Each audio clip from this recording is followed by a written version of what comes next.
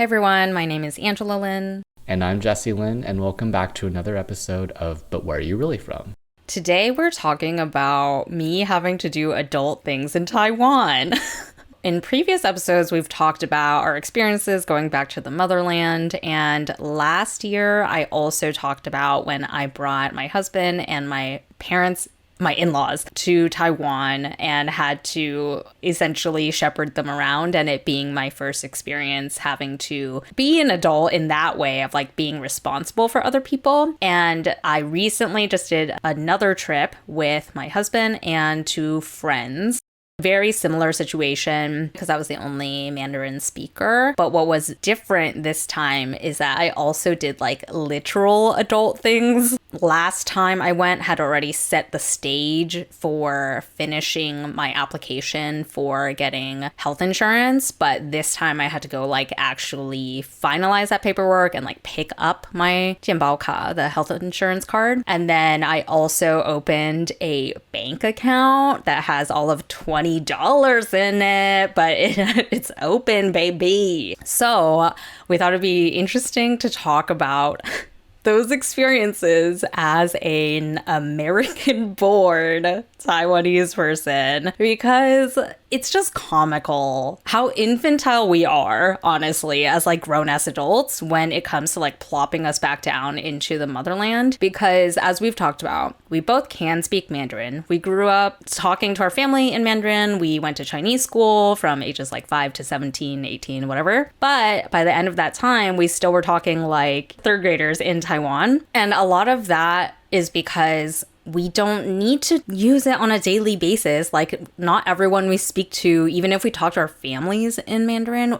everyone else we speak to in English. So we didn't develop like adult vocabularies. We certainly didn't continue studying Chinese after we graduated from Chinese school. So like I only know how to read the same number of Chinese characters as I learned in Chinese school. You know, like I didn't continue building on that. So when I go back to the motherland, there are so many, first of all, like words I literally can't read when I see signs or like forms that I have to fill out. And then there's also just like adult things. Like there's formal speech in any language, right? Like if you read an American, like English-based legal document or like healthcare form or whatever, there are like specialized terms or like legalese that they use to write certain things, but you understand it when you're a native English speaker. But someone who like knows basic English would look at that and be like, "Duh, fuck is this saying?" So us as like childlike Chinese speakers reading like adult agreement forms at banks and like the healthcare stuff, it's very difficult.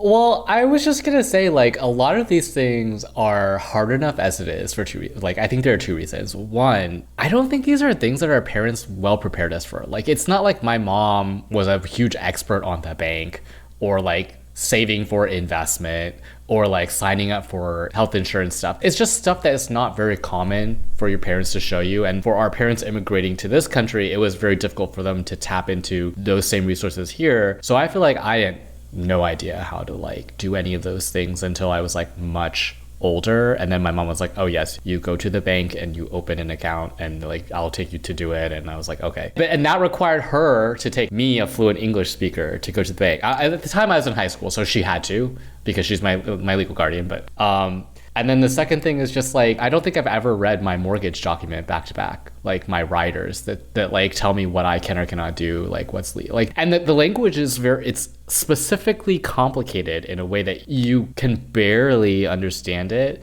but like you don't necessarily know what it covers anyway. So yeah, totally understand why that would be like doubly difficult, because it already is in like a language that we're already like that we are fluent in versus like one that we're like intermediate fluent in. Yes.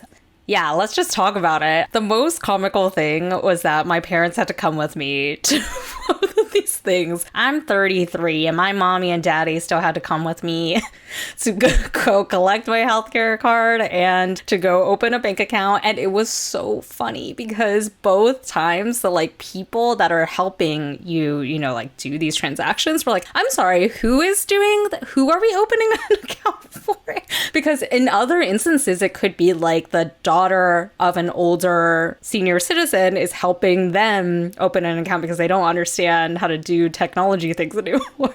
So they're like, wait, who's opening an account? And we're like, me. And they're like, what? Like, why is your dad here, essentially, you know? Because my Mandarin is not bad enough for them to be like, oh, I get it. You can barely speak Chinese, so he's your interpreter. Like, that is not at all the situation. They basically were like speaking to both of us. And then, you know, we did eventually say like, oh, you know, I was born in the US. I live in the US. So they're like, oh, okay. Makes sense of like why your dad is here. But it was not to the point where like, oh, let me just only speak to your dad because you clearly can't even speak Chinese. Like they were talking to me. He just like was sitting there. And if anything, it was actually very weird because even though my dad went with me to the bank, he barely helps me. It was actually really annoying because he was just sitting there and then they would talk to me because they're like, you're a grown adult. And like, I assume you're going to tell me if you don't understand. So they would just talk to me and ask me if I wanted to like do all these things, like open all these like different types of accounts. And I was like, sure. Because both my parents ahead of time were like, just open everything because it's good to have options. And then you can like decide if you want to use different functions or not. And I was like, sure. But if anything, I had to reel my dad in because he was so like, whatevs. Like I was trying to fill out a form, just like the new customer form, and I couldn't read everything. But there was this checkbox that was something about like taxes. And I was like, hold up, I feel like I need to like read this. And I was like trying to skim it, but I couldn't understand everything. And my dad was like, whatever, just click okay. Like, let's keep going. I'm like, okay. And then so we like kept going. And then we were taking so long filling out the form because it was on an iPad. And the system was using 注音符号. You know, and I was like, I can read 注音符号, but I cannot type with it because you need to memorize which letters are attached to what on the keyboard. I was like an old boomer on an iPad, like with my like 2 index fingers going like this, trying to type until eventually a lady came over, just like, do you need help? She's like, I'll just fill it out for you. Like, I didn't have to explain anything. She was just like, let me just like fill this out for you. I'm like, okay. And like, we started going through the thing and just like, wait, hold on. Because we got to like the address and it was like, you had to choose which district you were in. And I was like, oh, I'm in none of these because I was born in the US. And she was like, oh, then you filled this out wrong because in the like previous page you had to click this thing about the taxes, like you had to declare whether you have tax liability in any other country, and because I'm an American citizen I have tax liability in the US. So we inherently filled that out wrong because my dad was like, just do whatever, and I was like, you're so unhelpful. So he basically just sat there the whole time and like did not help me, versus my mom is very controlling, so she was like so hands-on with the healthcare stuff because she came with me for that. But it was just like so funny. I was like, I don't know what's happening with the bank stuff. I was just saying yes to everything. I'm like, I don't totally know what's happening here. Do you think you could have done it with the help of, you said a lady came by and like helped you do the form. So do you think you would have been comfortable doing it by yourself if there was some, like a bank employee? Here's the reality. Yes, but I think the reality, and this is where I'm like, all right, American born Asian people try to do shit in the motherland. Let's just all get real here, okay? I was too embarrassed to be like, what are you talking about? You know, like there's so many things where you're like, I'm just gonna nod because this is like, I'm clearly gonna break your flow, or like just makes everyone more at ease and like more comfortable if I just pretend like I know what's going on. So yes, I do think, especially since I just told you my dad literally did nothing, I do think I could have done it myself, but it would have required me to be like, I'm sorry, I'm a little stupid, or like, or just be like, I literally didn't grow up here, so I understand as much as a 5-year-old understands, so you're gonna need to explain like every single thing to me. So yeah. Okay, I mean, well, the deed was done at the end of the day. Yeah. Well, okay, let me back up of like, why did I do all this? And why would you, as other American-born immigrants, care about doing stuff as adults in the motherland? Because you want options, okay? Like, the world is going to shit. You need to have backups. So that's why I'm like, I have $20 in this account, but that doesn't mean in the future I won't have much more money in this account if I feel like I need to like escape to Taiwan as a backup option for like World War III happening or whatever, you know? And as we know, I'm gonna move to Japan soon, and if for any reason I have to do like medical stuff for some reason in Taiwan, like I've already activated my health insurance, I can just like pop over. It's a 2-hour flight, 2-3 hour flight, it's gonna be fine. But the reason why I wanted to talk about this is just to kind of like one, laugh about it a little bit, but also commiserate a little bit, because the reality is like we can laugh about it now because our parents are still with us and they can still like babysit us like this. But part of the reason I wanted to do this stuff now is like I'm a realist in a lot of ways, and I think a lot about how like my parents aren't going to be with me forever. They're over 7 years old. Like they can't take care of me forever, especially when it comes to like being an adult in the motherland. So I want to learn how to do these things while I can get their help, but also like on my own. I talked about previously that I'm taking like Chinese classes. Now when I talk to my Chinese teacher, I'm doing boring ass shit like going on my bank's website and going through it with her so I know what each of these things are, because I can't read everything. I think we're so privileged right now that when a lot of us American-born kids go back to the motherland, we rely on our families a lot. Like they do kind of everything for us and we don't have to think about it, but they're not going to be with us forever. And especially if you want options in the future of like potentially living in the motherland, you need to be able to do stuff by yourself. You're not going to always have someone's hand holding you, you know? So that's why I wanted to do this. And like my brother I talked about also like wants to move back to Taiwan, and he's older than me. I'm like, bro, you got to go and like learn how to do this shit, because it's going to be weird and weirder as an old person not even knowing how to do things that people think are basic, like societally functioning actions. So I don't really know what my whole thing was here. I just wanted to it was such a weird experience, and I was just like, I feel both powerless and like I guess I'm making first steps towards like becoming more empowered in the future by starting this journey. But it was just like eye-opening how like little comprehension I had, and also it was a very humbling experience to be like, I am not as good as I think I am. You know what I mean? Like, but it's also, I have to reach a point where I'm okay with telling them straight up, like, I don't understand. You need to explain this to me, because they're not going to by default understand that I'm not like a functioning adult in Taiwanese society, because my Mandarin is too good from a pronunciation standpoint that they're like, you live here and you're 33. What do you mean you don't understand? You know, like they're just gonna assume I understand, and I need to eat my ego in the future to just be like, I'm American. Like, sorry, please explain basic things to me. I think it's honestly kind of like a testament to what kind of place Taiwan is that a lady helped you fill out the form. But even like when I was going out, like just around Taipei and going out and meeting people, like everyone were like exceptionally friendly and like were accepting of the fact that I would stumble my way through Mandarin to try and converse with them in some kind of way and would have to eventually fall back to English for certain things. But I think that was exceptionally cool as well, that if everyone's like super, super friendly. But how to connect that back to your story is that I feel like in that situation, I would have been like, stop. I need you to break this down in like 5-year-old language. Like, I do not understand what you're saying at all.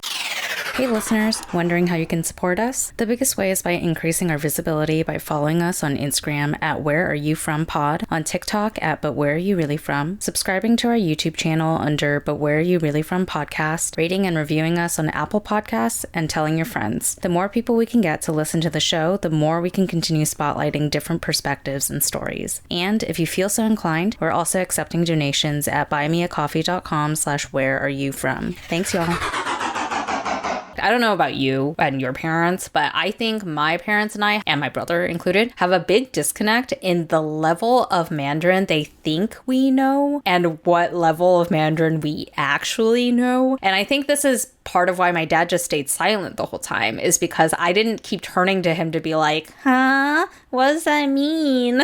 So he didn't explain anything to me because he just assumed that if I didn't ask, that I knew. This is especially highlighted with my brother because I've been having so many debates with my whole family about my brother's like desire to move to Taiwan. I've been nomadic for 3 years. I'm like, bitch, just do it. Just go, you know, like if you're not going to buy a house, standard of living in Taiwan is very affordable for you as an American with US dollars going to Taiwan. Like, just go now. Figure it out, you know? You're not getting any younger. Like, just go. We're having so many like back and forths because they're like both my parents and him are like more fear driven and kind of like, you need a backup plan, blah, blah, blah. Anyways, but one of the arguments I made was like, you know, you're old.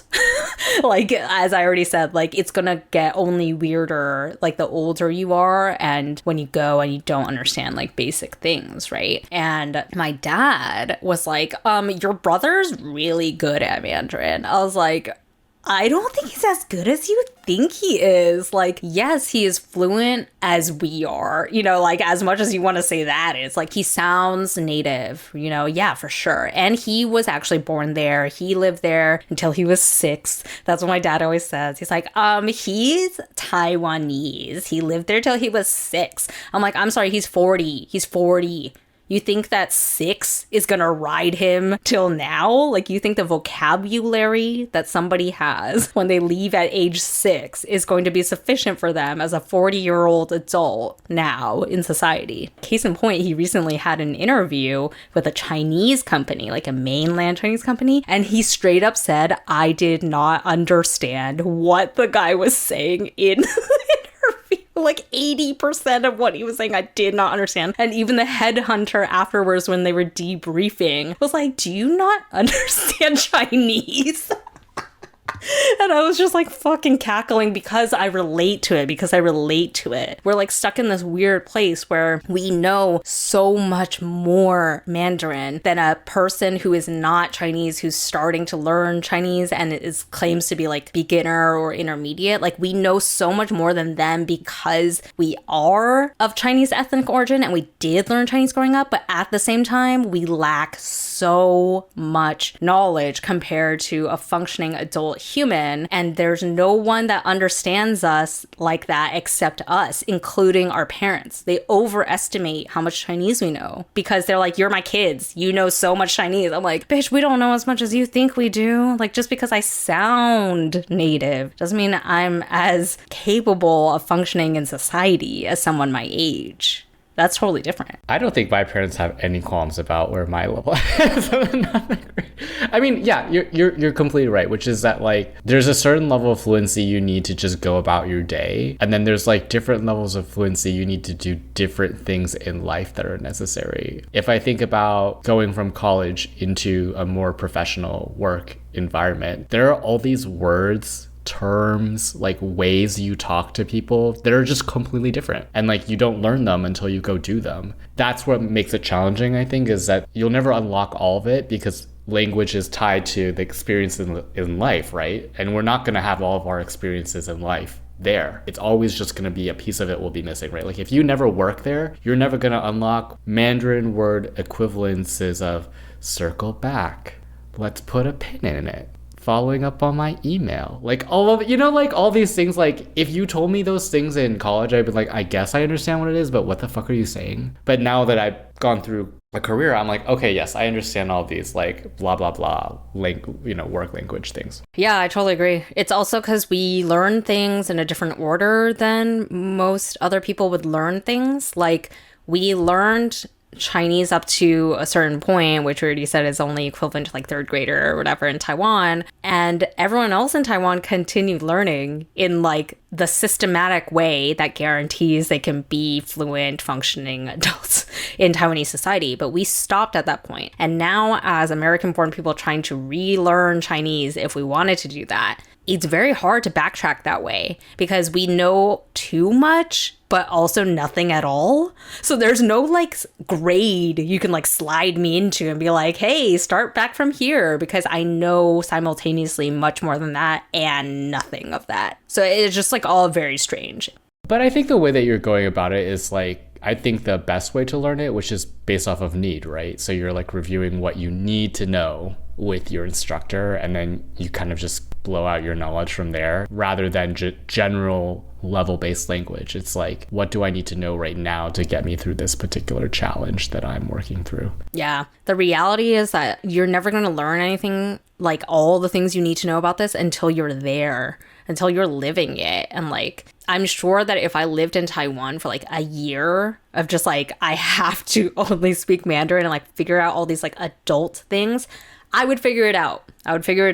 And I'd have to eat my ego. I'd just be like, I stupid helps, you know, and like not pretend all the time that I like understand it, because I wouldn't be able to skate by like that. I would need to know the answers to like everything. So yeah.